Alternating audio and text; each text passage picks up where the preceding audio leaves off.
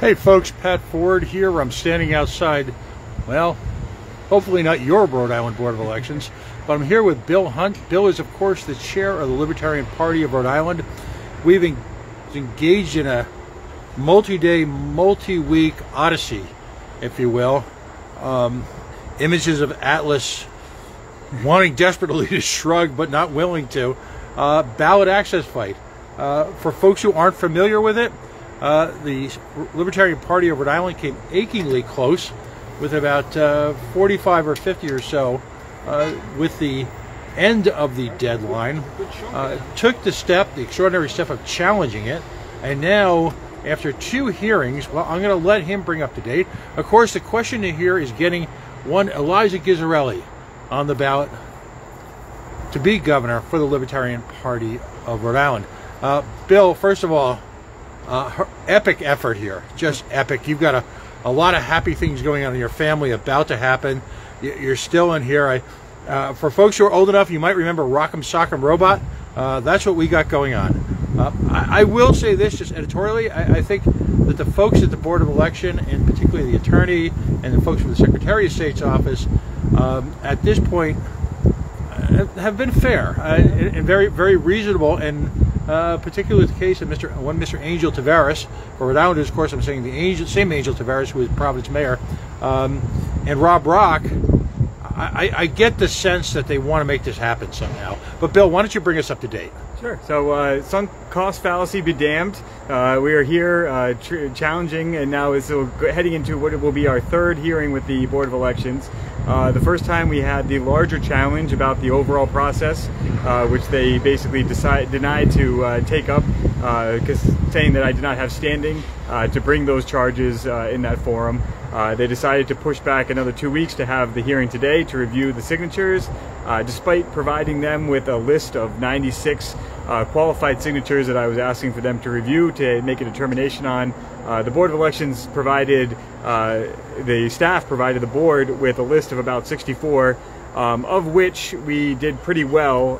Again, the numbers are fuzzy on top of my head, but all said and done, we garnered another 39 signatures, qualified signatures, towards our total count, which brings our total up to 985 signatures, which is 15 short of our goal of 1,000.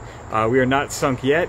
There's roughly 29 signatures that we are specifically challenging at the next hearing, which are going to are being challenged because we are able to identify the voters, but are being disqualified for some other reason by the local boards and the staff. And we're also going to take the rejected signatures that were rejected today and scrutinize them with a few more versions of the same signatures, because as you know, the signatures they're comparing them to are off of the DMV electronic voter pad as opposed to a paper signature. So the whole process has been arduous. It's very difficult. I will say the Board of Elections and the Secretary of State have done a fantastic job. I think this process is so antiquated and burdensome that it's impossible for anyone to accurately to meet the demands of the way the legislation is laid out. So it definitely is something that needs to be reviewed and revised and brought into the 21st century. So we're not here scrutinizing whether or not someone going in and out of a grocery store really quickly signed their name matches a voter card that they signed at the DMV on an electronic pad. It seems like it's a pretty crazy thing to be arguing about right now. Right. I just have to point out, your ability to get Elijah Gubernatorial on the ballot is being done by sheer force of will, isn't it? I mean, this is... you've got an event. I got to ask you, tell folks what you got scheduled for Friday morning. Friday is my son's due date. My wife will be having a C-section, and I will have son number 2 on Friday. This was a question about whether or not this appointment was going to work, just because we're so close to the due date. Very well, we could be at the hospital right now, but by the grace of God, we're here today. And then our next meeting is on Wednesday. So lucky me, I'll have a few-day-old newborn that'll have to decide whether or not I want to leave to continue this challenge or schedule another person to come in my place. I think, again, the ridiculousness and the time frame of this window, you know, Elijah is a great candidate. I think he would be the best governor candidate if we were to elect him out of every other person that's on the ballot right now. That being said, we have no delusions of winning. We're doing this in order to form a party in the state.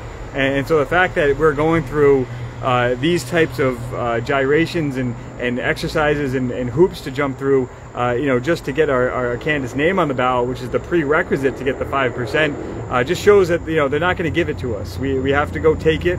We have to fight for it, and we have to make sure that the voters, people were disqualified because their voting status is pending.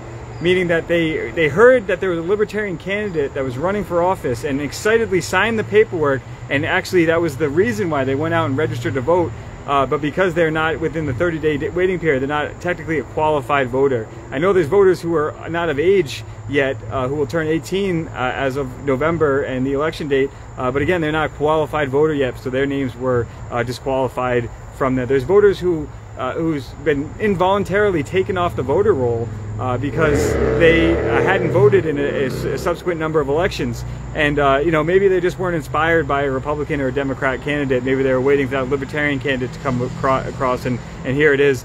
And the final thought I'll share, and it's a point that I made at the end of the hearing, was they haven't even looked at the signatures where people accidentally put the wrong address, where they haven't updated their voter address or anything like that.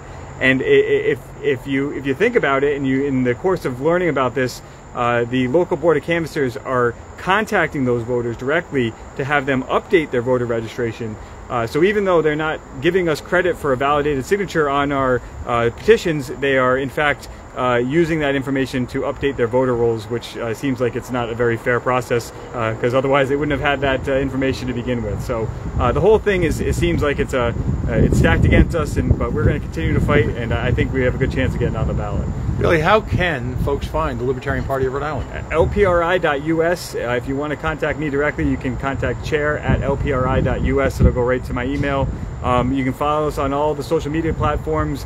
Just search for Libertarian Party of Rhode Island. You can keep up to date with what we're doing.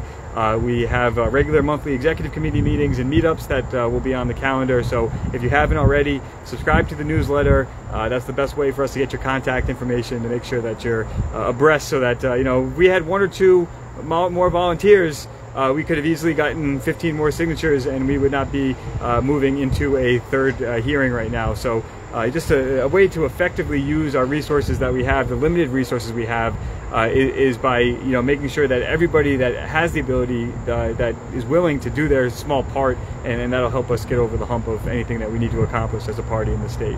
Bill Hunt, Chair, Libertarian Party of Rhode Island. So close, so close. We'll keep you abreast as developments dictate. Thanks for joining us. Thanks, Pat. And good luck with the kiddo. Thank you so much. All right.